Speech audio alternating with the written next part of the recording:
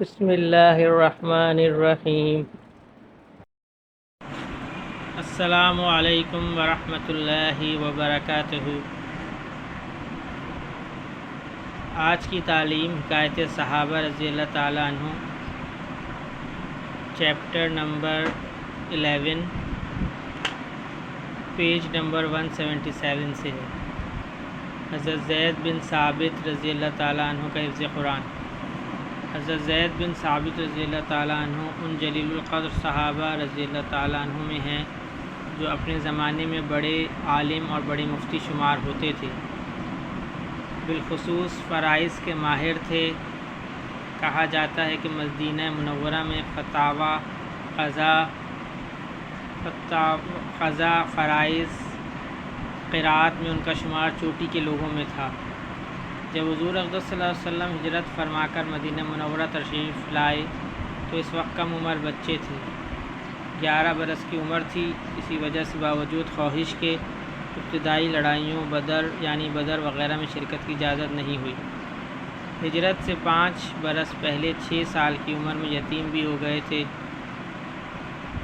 حضور صلی اللہ علیہ وسلم جب ہجرت کے بعد مدینہ منورہ پہنچے تو جیسے اور لوگ حاضر خدمت ہو رہے تھے اور حصول برکت کے واسطے بچوں کو بھی ساتھ لا رہے تھے، زید رضی اللہ تعالیٰ عنہ بھی خدمت میں حاضر کیے گئے۔ زید رضی اللہ تعالیٰ عنہ کہتے ہیں کہ میں حضور صلی اللہ علیہ وسلم کی خدمت میں جب پیش کیا گیا تو عرض کیا گیا کہ یہ قبیلہ نجار کا ایک لڑکا ہے۔ آپ صلی اللہ علیہ وسلم کی تشریف آوری سے قبل ہی اس نے 17 سورتیں قرآن پاک کی حفظ کر لی۔ حضور صلی اللہ علیہ وسلم نے امتحان کے طور پر مجھے پڑھنے کو ارشاد فرمایا۔ میں نے سورہ خوف حضور صلی اللہ علیہ وسلم کو سنائی۔ حضور صلی اللہ علیہ وسلم کو میرا پڑھنا پسند آیا۔ حضور اقدس صلی اللہ علیہ وسلم کو جو خطوط یہود کے پاس بھیجنے ہوتے تھے وہ یہود ہی لکھتے تھے۔ ایک مرتبہ حضور صلی اللہ علیہ وسلم نے ارشاد فرمایا کہ یہود کی جو خط و کتابت ہوتی ہے اس پر مجھ کو اطمینان نہیں کہ کہیں گڑبڑ نہ کر دیتے ہوں، تو یہود کی زبان سیکھ لے۔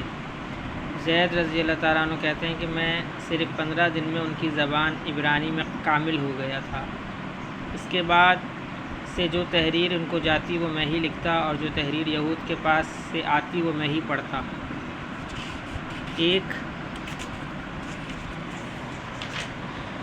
ایک دوسری حدیث میں آیا ہے کہ حضور صلی اللہ علیہ وسلم نے ارشاد فرمایا کہ مجھے بعض لوگوں کو سریانی زبان میں خطوط لکھنا پڑتے ہیں، اس لیے مجھ کو سریانی زبان سیکھنے کے لیے ارشاد فرمایا۔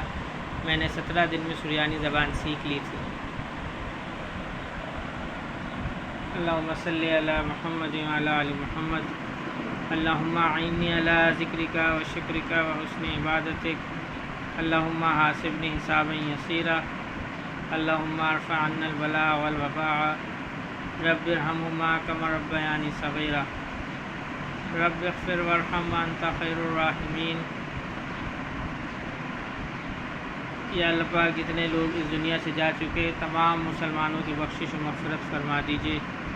یا اللہ پاک جتنے بیمار ہیں تمام مسلمانوں کو صحت کاملہ عاجلہ مستمرہ دائمہ نصیب فرمائیے۔